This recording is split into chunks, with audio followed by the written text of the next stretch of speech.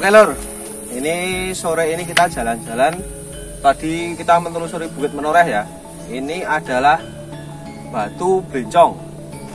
Batu Blencong itu konon katanya itu dalam kisah Bandung Bondowoso. Bandung Bondowoso dia ditolak sama Roro Jonggrang dan marah. Dalam marah itu Bandung Bondowoso mengobrak-abrik suatu pergelangan wayang ya. Nah ini konon katanya terlempar semua, dan di sini banyak nanti di daerah Menoreh ini ada Gunung Kelir, Batu Blencong. Nah Blencong ini adalah lampu penerangan dalam wayang, bentuknya ini seperti ini. Oke lor ya, nanti kita akan menelusuri jejak misterinya, mitos-mitosnya. Kita akan coba kuak semua ya lur ya. Oke, dan yang paling pasti konon katanya di sini ini kalau dipasangi lampu tidak akan menyala. Seperti itu lur. Ini nanti kita akan coba bertanya dengan warga setempat ada apa dengan mitos Watu Blencong ini, dan kita akan coba ambil tanahnya. Barangkali nanti ada pusaka atau benda-benda yang eksotik untuk kita rawat. Oke lur.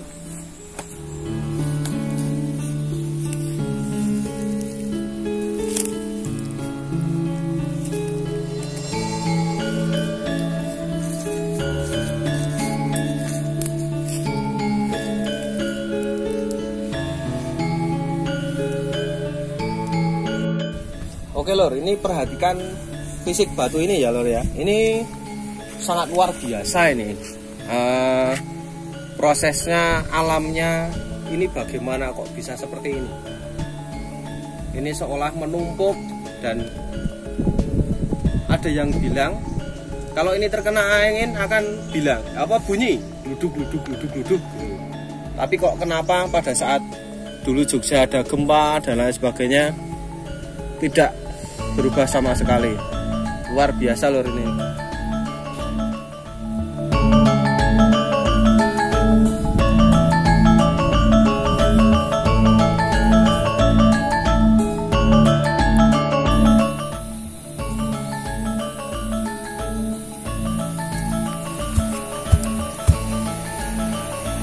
Ini suaranya seperti berlubang ya lor, bawah tanah.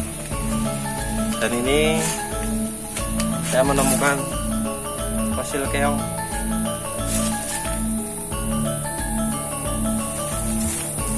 Ini tanahnya kita bawa. Oke lor, ini penelusuran kita kembali ke tempat narasumber ya. Ini di sini ada tempat apa warga sekitar, dan kebetulan ini adalah juru kunci di daerah sini. Oke lor, mari masuk.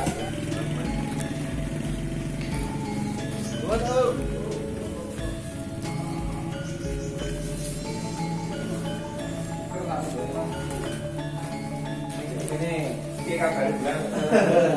Alhamdulillah. Podo wae. Hah? Podo wae.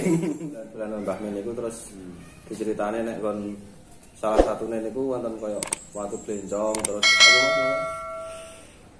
Watu ketuk, watu damar. Nah, itu kan jarine iki Mas Gasuk mah apa? Nah, jarine itu konon katanya itu nggone Bandung Bondowoso sing ngamuk itu napa leres napa mboten gitu. Oh. Itu muncul cerita, memang yang maksud sing memunculkan cerita. Kuwi dulunya dari cerita tentang desa wisata Jatimulyo itu kan ada dua versi untuk Menoreh, Manurah dan Manureh itu. Manurah sebetulnya tulisan Menoreh itu sudah tercantum dalam sebuah agama Islam. Yang beragama lain. Itu dalam Quran namanya Manurah. Oh, Manurah itu adalah lautan manusia. Dulu ya. Itu sudah dicantum dalam sebuah cerita legenda itu. Akan tetapi dene ana kahanan ngono, ilat Jawa jenenge Menoreh ya. Yeah. Itu diambil dari berbagai macam isi cerita rakyat, legend. Legend tentang legend tentang Bandung Bondowoso. itu juga menceritakan legend tentang Sugiwo Subali. Maka cerita itu ada dua di Jatimulyo. Kenapa itu dikatakan menoreh? Karena menoreh itu ada berbagai macam sesi. Ini boleh gunung dan sebagainya. Dan itu yang pertama, yang kedua adalah titik balik antara perbatasan antara Purworejo dengan Jogja. Itu di menoreh itu adalah jalan lintasnya, bandaranya dan Suralaya sampai Merapinya wis. Nek kowe njupuk mistis, menoreh itu adalah sabuk emas. Sabuk emasnya sebuah cerita legend. Iya. Lalu mergane apa? Mergane apa? Karena pantai selatan, Gunung Kelir, terus Keskendo Suralaya, Merapi itu adalah segitiga sabuk emasnya sebelah utara bagian Jogja. Ini terus dan jauh nggak lali cerita sejarah tentang itu memang ada dua di menoreh di Jatimulyo ini ada dua. Pertama tentang Bandung Bondowoso. Iya. Nah, Bondowoso. Kedua tentang Sugiwo dan Subali. Nek dijupuk sebuah cerita bahwa di sini itu sebelum apa jenenge Borobudur, tempatnya Roro Jonggrang dan sebagainya itu nek disebut ceritanya lebih dulu sini. Tapi sini sudah nomor 2 dalam cerita itu. Luwih tua meneh sing saka daerah Purworejo. Jadi sini nomor 2, kono ku nomor 3. Nah, itu nek menurut cerita Mbah Yen. Itu sebuah cerita dari simbah-simbah, akan tahu bisa dibuktikan. Kalau di Jatimulyo bisa dibuktikan dengan adanya sebuah legend cerita legenda yang di situ diberi menjadi sebuah nama dan terkenalnya sebuah kampung ataupun tempat, dan itu buktinya juga ada. Jadi orang aku sitong ini buktinya di kurang nek sini ada dibuktikan dengan bentuk dan wujud tempatnya. Nah, kala itu menurut cerita boleh percaya boleh tidak, itu monggo Pak sebenarnya. Wah, dulunya itu jari ini nang Gunung Kelir. Itu ono cerita pewayangan. Tadi di gunungnya ono koyo gambare. Bukan, di Gunung Kelir itu memang ada bener-bener pewayangan. Oh, berarti di Gunung Kelir ada koyo pewayangan. Wayangan lah intinya. Oh, ya. Nah, wayangan itu sing mayang jari ini jenenge Jogoreksa. Salah itu. Ya. Nah, setelah itu nang ungup-ungup Gunung Kelir itu nang dhuwure itu ada cerita lakon sejarah waktu Bandung Bondowoso nguyak Boko. Boko nguyak Bandung. Nggih, Bandung nguyak Roro Jonggrang. Nah, paham? Makanya dari legenda itu, cerita itu pertama nang kene ana petilasane Roro Jonggrang ana jenenge Jonggrangan. Nggih, terkenal jadi Jonggrangan. Nang Tedunan kuwi ana ceritane tempat persinggahane Bandung kuwi ana nang Tedunan kuwi. Ya, Tedunan sore ya mulai nang Beteng nggih sore Pak Min. Lah, umum dari sebuah cerita itu bahwa dalam cerita pewayangan itu menceritakan tentang lakon Sugiwo dan Subali. Nah, dadi siji meneh iki berarti ning sing mau niki aku pengen arep jiko separo-separo Bandung Bondowoso tok rekane arep tak telusuri kaya apa ibaratnya sebarane dadi kaya oh iso. Nah, tak critakake nek. Nah, jadi cerita wayangan ceritane jane lakone tentang Sugiwo Subali. Wis, nggih. Makane kene ana guwa Keskendo, untuk kerajaan Masuk Suralaya, ana guwa Anjani nang Purworejo dan sebagainya. Nggih. Nah, cerita wayang kuwi Bandung Bondowoso wektu ngup munggah nang Gunung Kelir, mangup medun. Nggih. Bandung nguyak Boko, nguyak Roro Jonggrang. Makane ana petulisan Roro Jonggrang dan sebagainya. Wis paham to? Nggih, paham. Terus yang kedua nih, nang kono kuwi. Waktu Bandung karo Boko kuwi. Intine, kenapa kok penontonnya wayang mau sing jenenge dalam jenenge Jogoreksa. Kuwi intine nang penontonnya ilang siji Boko. Mergo dipangan karo Boko. Boko itu suatu perwujudan apa? Ayo nek kuwi raksasa, Mas. Oh, raksasa. Dadi temungin cara wangun kuwi yo nek cara nggon wayangan sing paling gedhe kae. Nggih. Dhewe nek cara aku lingkarane kudu buta ning buta gedhe. Wah, buta kok meneh ngene ngono. Lah saking sewote Bandung Bondowoso mergo penontonnya ilang mbok siji mbok siji. Makane pewayangan nang crita Gunung Kelip itu diobrak-abrik karo si Bandung. Tenduang ya nek jeneng diobrak-abrik wis ngono lah. Itu cerita anu kan seperti itu. Lah ewadene kaya kono dari berbagai macam segi berwujud dari nilai wayange apa kelire peralatannya wayang itu jatuh kemana-mana menjadi sebuah nama tempat ataupun dusun. Iya. Kaya to niku wau Gunung Kelip tibane sing nang kono. Nggih. Sing penerangan lampu jenenge Watu Bencong ngene nang kuwi. Ya, nggih. Juk nang kono ana watu kethuk, ana watu damar, ana watu meja, ana sumur wayang dan sebagainya. Nek sumur wayang niku Nang daerah Kalising. oh, Watu meja ya nang daerah Kalising. Oke. Nah, terus lari ke sana sampai di situ makanya kenang ono pokok ono Gunung Bolo. Nah, nang kene ono Gunung Bolo. Ajarene waktu Boko kuwi di mlayu rono, kuwi panah karo si Bandung. Ora ngenangi Bandung, ning malah ngenangi gunung. Makanya jeneng bolong karena itu ada tembuse bentuknya ada tembuse. Nah, kuwi cerita ngono kuwi. Terus Bandung Bondowoso bablas ngetan raja urang leren nang Jongrangan menjadi sebuah petilasan lari mudhun meneh arahe ngetan ngalor. Makane di petilasan Prabu Boko sing sak benere nek miturut crita Candi Boko. Ya. Itu Boko itu tidak mati dengan wujud utuh. Makanya intine nang kono kuwi karo Bandung kuwi matine dipetil-petil. Makanya dari sepanjang Deksa sampai di sana di petilasan Prabu Boko kuwi intine ana sing jenenge Dusun Sirang, ya, Sikilan, Gulon, Sikutan, nah, Drijen dan sebagainya sampai di petilasane Boko arah kemunduran. Nah, setelah itu nang kono ana sayembara Boko mati, Bandung Bondowoso mau arep bojo si Rara Jonggrang nganggo janji kudu ana 1000 candi lah. Itu ceritanya nang kono. Itu ceritanya sebenarnya seperti itu. Nah, dalam sebuah ceritane pewayangan Jogorekso arep ndalang mau mempunyai legend nek wong Jawa jenenge Sarekat Jawa.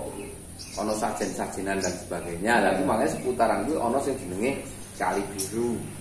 Nah, Kedung Pedut. Nah, ana Tuk Jarang.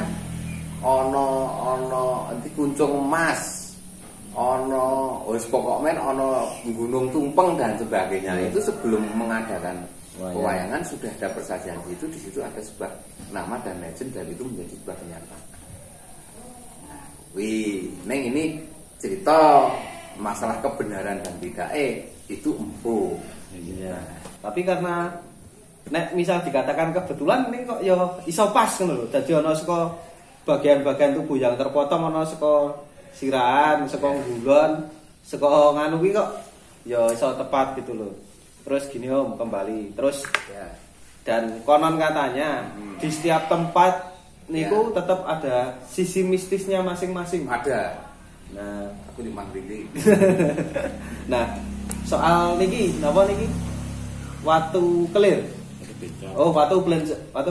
Blenjo. Nah, niku napa niku Om? Nek niku asline niku. Niki Mas. Iki yo tak ngerti. Boleh. Nek aku ora nyegat, aku ora ngalang-alangi ora. Itu hak jenengan. Kalau hanya sekedar tahu monggo silakan. Akan tapi kalau sisi mistis mau memang diambil, itu sejak Mbah Juru Kunci jenenge Mbah Sukorini. Mbah Juru Kunci jenenge Mbah Sukorini, Gondorio dan sebagainya. Itu sudah pun cara wong mlaku niku wau iki duwe ilham utawa duwe cerita mungguing anak putu. Dadi nang kene iki nek mengkok jumuk rangkane oleh. Nek isine ra oleh. Paham. Nah, monggo dadi nek wujute arak weruh monggo. Akan tapi nek ngomone arak dijupuk isine ora oleh karang kuwi nggo gawe nggojeki kahanan. Iya, saya ya paham maksudnya. Setelah saya telusuri naik tadi toh Om, nah niku kok Iki nek ibarat iki ora ana sesuatu yang berdaya magis yang kuat, ini tidak akan terjadi. Masalahnya janting kaya watu temumpuk ngene iki. Ibaratnya itu Ya. geser sedikit ngono wis rubuh. Lah kuwi Mas, kenapa ora tak unggulke karena kuwi lemahku.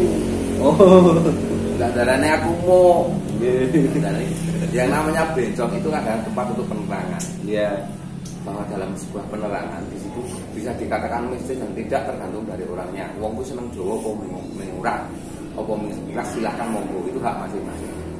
Akan tetapi jenenge penerangan ku nek lampune ana kahanan sing kepiye to kepiye, iki kena gawe susupan. Nek wong Jawa mbiyen temen tetep kena gawe perlindungan secara hukum alam. Alam lho. Disabati dan sebagainya. Nek wong biyen kan sudah percaya. Iya. Karena agama belum ada agama seperti itu. Iya, yang penting kepercayaan dulu baru Ya. masuk agama. Nah, itu karena awak dhewe ndonga sing mau kuwasa sing ngadilke mau kuwasa sing apa sing ngenek sing mau kuwasa ning adil iki lantarane kanthi ngelih dan sebagainya jenenge topo di situ berdiam diri sendiri. Flashback balik kita tentang kehidupan kita nanti. Awak dhewe iki kas dhewe muga-muga sing kuwasa apa cara wong laku ki apa le donga le iki lek dikabuli kan ceritanya seperti itu. Iya. Terus dari segi mitosnya Om, nek kalau apa batu belencong ini cara-caranya tuah yang paling kuat niku napa nih teman? Jujur sih. Oke lho, kita telah wedangan ya ini. Hangat ini pokoknya kita dijamu dengan pengetahuan, dijamu dengan pokoknya ini kita ketemu sumber yang tepat, sangat luar biasa dari segi semuanya tahu. Dari segi mistisnya oke, dari segi sejarahnya oke. Ini kebetulan juga, ini sebab kebetulan ini loh. Ini yang kita tanya malah kebetulan yang punya tanah juga ya. Iya. Nah ini kembali Om, ini kita tanya soal segi mistisnya. Yeah. Dan ini kan saya tadi sempat sebelum kesini itu saya kan tanya-tanya, terus katanya kalau mau ke Watu Blenjong itu kita harus ada yang mengatakan itu gampang malahan saja nih, cukup dikasih kupat dibelah, tengahnya dikasih tempe. Niku ada yang bilang seperti itu. Nah terus yang saya tekankan itu saya ingin bertanya soal ibaratnya kan suatu tempat, suatu daerah yang dimistiskan itu kan mempunyai ibaratnya suatu konon katanya itu, katakanlah di tempat A ini khusus untuk pengasihan, konon katanya untuk kerezekian. Nah kalau yang di sini itu untuk Watu Blenjong itu apa gitu loh Om? Jadi gini Mas, karena dari cerita-cerita yang saya ceritakan tadi itu sudah legend dan itu peninggalan dari nenek moyang. Tahu ini pakai jalan kita dari sebuah cerita ataupun legend yang ada, karena dari cerita itu kita bisa kita buktikan dengan adanya sebuah tempat ataupun walaupun itu hanya wujudnya watu nek wong Jawa itu, akan tapi itu mempunyai sebuah cerita panjang tentang legend itu tadi. Jadi kalau ke Watu Blenjong memang benar Mas. Masnya tadi mungkin sudah tanya-tanya tentang kalau mau ke Watu Blenjong seperti apa sudah dijadikan. Monggo silakan. Tapi itu benar. Untuk yang keduanya bahwa Watu Blenjong itu adalah sebuah tempat untuk penerangan. Cara melakukan Blenjong itu adalah penerangan sebuah pewayangan dan dilalah pasti banyak di situ. Dan adanya cerita nanti di situ tempat untuk menerangi. Istilahnya nek wong Jawa iki nek umpamane wong sing seneng Jawa masih suka dengan adanya Jawa. Di situ tempat untuk menerangi kehidupan kita dengan adanya ya seperti kita ngabdi kepada Yang Maha Kuasa. Tapi tempat untuk ritualnya itu kan di situ. Ya namanya dilalah bundet nalare, bundet kahanane, nyepi teng mriku, muga-muga lek diparingi padang, diparingi dar nek wong ruwet ya. Tapi semuanya yang mengabulkan Yang Maha Kuasa, kita hanya sifatnya hanya berdoa dan berusaha. Oke, ya. Berarti dari sisi ibaratnya sisi pendapat saya berarti di dalam ibaratnya situs ya dikatakan. Ya, di dalam situs ini ternyata kekuatan mistisnya ibaratnya seperti seorang pencerah. Ibaratnya kita bunek, kita berdoa ke sana terus terus satu lagi Om. Ini konon katanya apabila ada lampu atau dulu katanya pernah dipasangi gardu listrik di dekat situ. Nah itu mota mati atau jeblok-jeblok. Nah itu apakah benar adanya? Benar Mas. Oke. Itu dulu karena gini, PLN itu pernah memasang yang namanya tempat untuk memutus sebuah tali rantai penerangan. Ya. Dikasih apa ya? Secepat Ya, sekring. Nah itu posisinya sering di situ itu walaupun kadang-kadang ini nggak hujan, panas itu sering mati di situ kalau istilahnya habis dibenake nek Jawane. Habis dibetulkan nanti tinggal kemana lagi terus cepat lagi. Akhirnya dipindah oleh PLN. Nah, itu terus yang keduanya memang dulu sebelum dibongkar jalan itu di situ memang sangat alam sekali. Jadi orang itu mau ke pasar, mau ke ini dan sebagainya itu lewat di situ pasti sendiri pun merasa takut dengan perjuangan. Tapi itu saat-saat dulu lah. Yang paling mengenal lagi di saat di situ itu dilebarkan jalannya saat tahun yang kurang parah. Itu dulu kan ada bego yang tempat caranya bego yang ini ya, yang alat berat yang untuk batu itu toh kan bentuknya bunder terus apa itu yang bukan yang ini apa sih bunder itu loh mas. Alat berat bego bunder itu toh supirnya saya lupa itu hilang di situ sampai sekarang nggak ketemu. Jadi dicek motor itu untuk pelebaran. Nah itu alatnya itu lepas dengan sendirinya sampai sekarang pun nggak ketemu. Itu juga masih ada di sekitar itu tapi nggak tahu. Oke, berarti alatnya itu seperti hilang ya? Ya memang hilang, bukan ya, seperti hilang. Ya maksudnya seperti ya pokoknya hilang. Hilang ya, dicek motor itu hilang mas, hilang itu. Tapi sih mesti bunder ngarep ini kalau. Ya, itu pun lepas dari alat beratnya itu hilang. Sampai sekarang pun dicari belum ketemu. Ya. Ini mungkin sedikit jawaban loh. Tadi pas kita ambil tanah di sana, aku ketuk tanah 3 kali, deg. Itu seperti dalamnya itu seperti berlubang. Nah, kemungkinan besar alat itu jatuhnya itu masuk ke bawah. Itu ya mungkin bisa jadi seperti itu dan terus mitos-mitosnya seperti ini. Ya mungkin ada getaran-getaran. Mungkin ada keris sumpetnya ya Mas. Tapi ya sudah biar di situ saja. Ya jadi gini, tak jelasin Mas. Kalau memang di situ tentang mistis, tentang hubungannya dengan Nyun Sewu ada keris atau ini? Ada. Ya. Kalau situ mau tanya tentang merah delima pun di situ ada. Kalau mau tanya tentang keris yang ada. Terus ini agak mistis lagi. Jadi kalau di situ nek wong toko atau wong itu diberkahi, itu sering orang lari karena di dalam lingkaran tengah itu ada sebuah ular. Kepalanya pun bukan kepala ular tapi kepala manusia yang sangat besar sekali ekornya, badannya ular itu. Nah itu. Oke. Ini nek situ mau tadi ke sana, nek memang seneng mistis pasti sudah tahu. Iya. Ya gimana ya? Pokoknya ini di sini luar biasa. Salah satunya ini.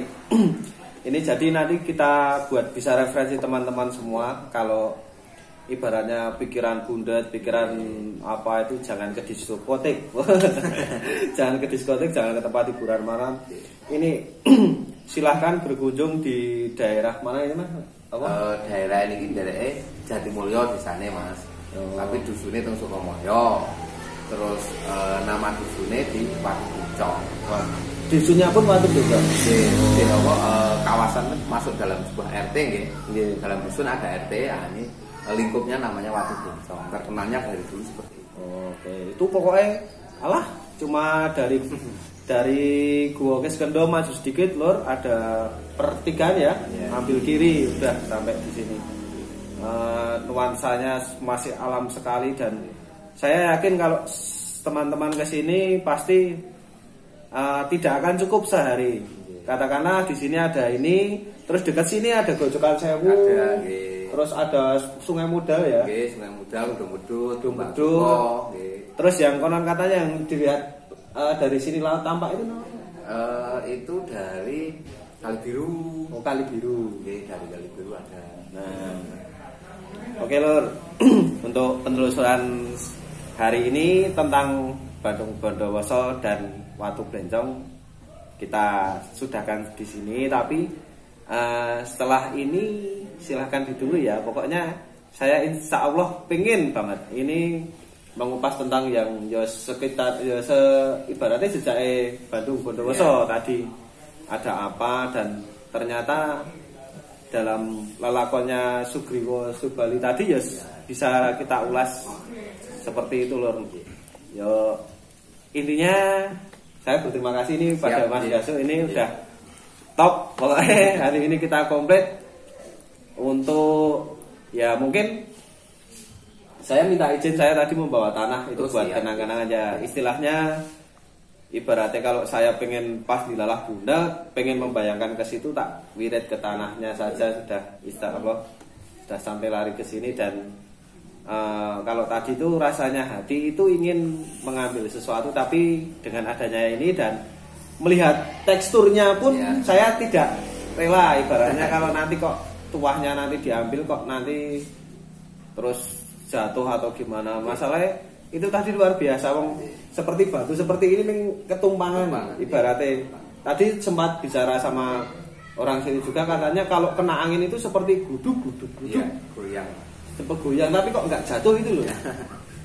Ibaratnya ini nek tak tarik ibaratnya bercanda ada kerecung bet bisa berdiri itu. Nah itu paling mengenal lagi di saat gempa 2006 itu loh. Iya. Itu sempat miring Mas. Oh. Jadi sempat miring ke 45 derajat begini. Terus ini ada goyang, terus langsung saya lari ke sana untuk melihat itu karena itu tempatnya untuk menerangi kehidupan manusia.